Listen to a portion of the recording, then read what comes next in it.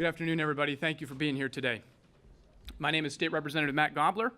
I represent the 75th District in Elk and Clearfield counties, and I'm pleased to be here today to address today's developments on the state budget. We are here today. We're doing our jobs for the taxpayers and the hardworking citizens of Pennsylvania.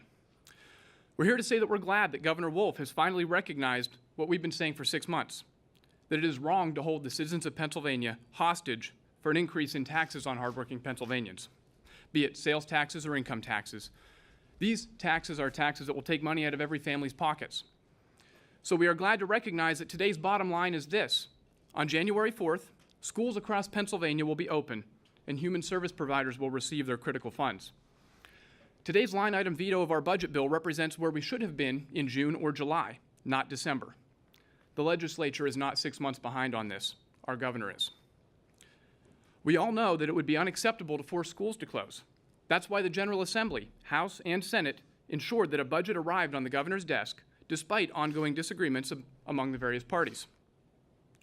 We recognize the importance of releasing funds to schools and human services, and we applaud Governor Wolf for recognizing this fact and allowing funds to finally start flowing.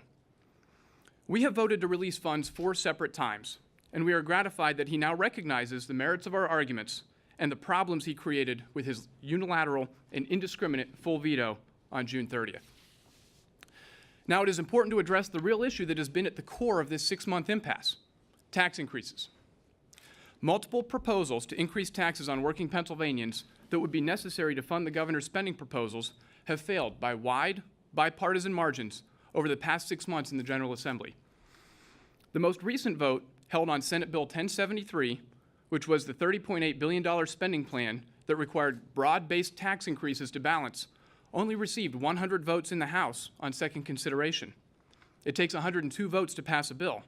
So Senate Bill 1073 was not a viable bill to provide immediate critical funding. Therefore, the $30.3 billion plan contained in House Bill 1416 was the prudent, responsible, and immediate way to provide necessary critical funding to Pennsylvania schools, human services, and government agencies. And we are here, committed to working and getting the job done in a way that respects the taxpayers of our great Commonwealth. I want to thank you very much, and I will be followed by Representative Seth Grove, who would like to address education funding issues in our budget. Thank you. Thank you, Matt. The fallacy of the $95 million cut. I call it a lie. Some would say it's a fallacy. The temporary elimination of the Plan-Con line has been a bipartisan, bicameral agreement to ensure every school district who is owed state reimbursements for construction receives their money paid in full. It's agreed to by the administration, Senate Republicans, Senate Democrats, House Democrats, and House Republicans. Jokingly, over the past few months, I've said personally, this is probably the only thing in this whole damn budget that's been agreed to by everyone moving forward. Every school district who is owed money will get the money they are owed. Billions of dollars in backed owed dollars will be distributed to school districts under this budget. What caused bond downgrades for school districts is the governor's unilateral decision to veto the entire budget in June and continue to fight the General Assembly in our attempts to release funding to school districts, to human services, to counties, etc. A $405 million increase to education funding is not a cut. Let me repeat that. A $405 million increase to education funding is not a cut.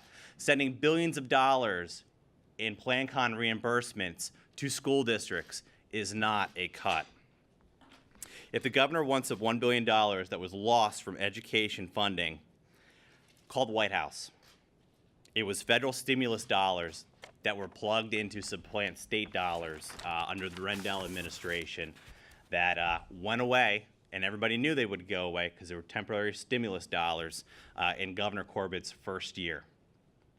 I appreciate the governor finally recognizing that his full veto is destroying our great Commonwealth and has created much suffering throughout the county school districts, the county human service agencies, and nonprofits. I have nonprofits that I talked to this morning that are happy that their funding is going to get released, but they already laid off people. So services aren't being rendered in those agencies moving forward. I think finally we have some resolution. Again, this should have been done in June. 68% of what we passed in June was already agreed to. Some of these same line items were agreed to. Moving forward, the big question is, how is money going to be driven out to school districts?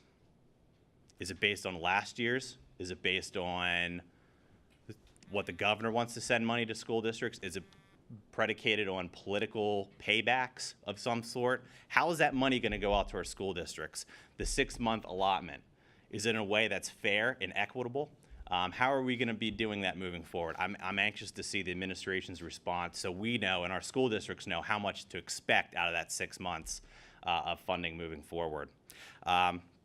Hopefully, as we move forward, we can continue to work together to close those differences. I think this was a step in the right direction.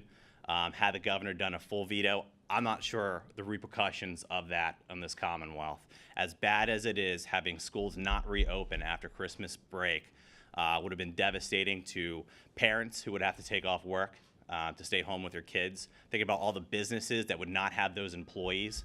So I do applaud the governor, appreciate his willingness not to go back to a full veto. And generally, a lot of the line items are approved. The other question I would have is, why do a half allocation on Department of Corrections? Under court rulings, those employees are going to be paid for in full, whether through that line item or through the temporary stopgap funding line item. If you look at Department of Treasury, he has an entire line item dedicated to reimburse those stopgap payments.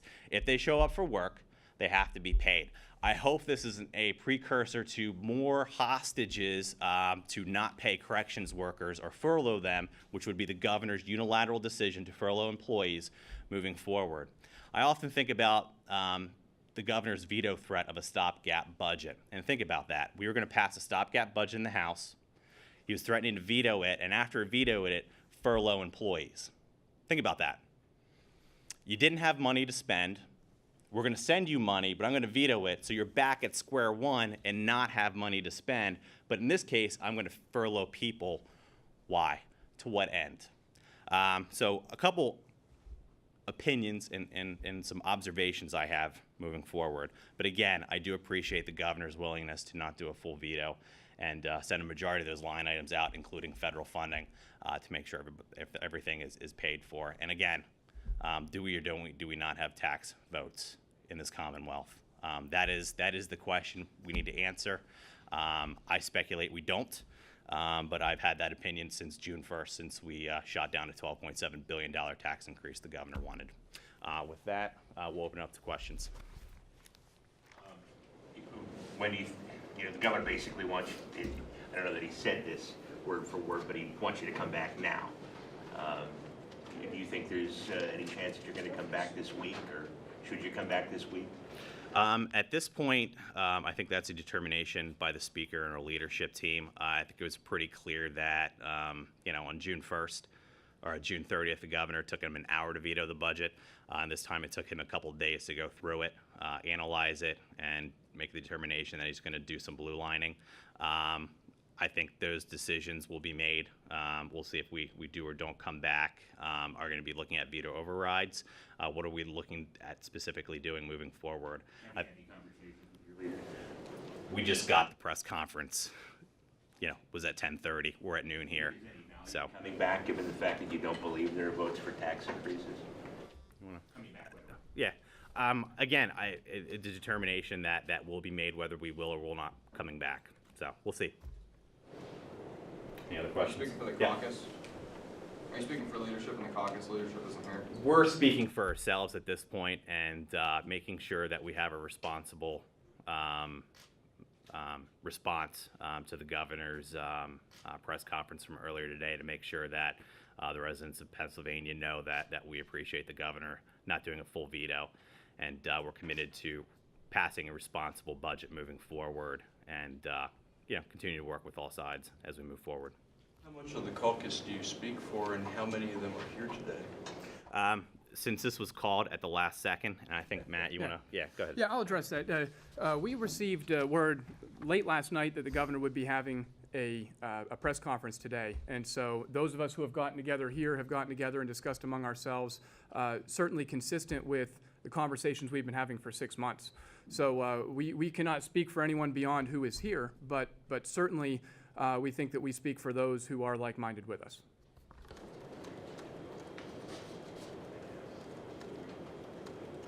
Questions? Thank you all for coming. Thank you. Thank you very much.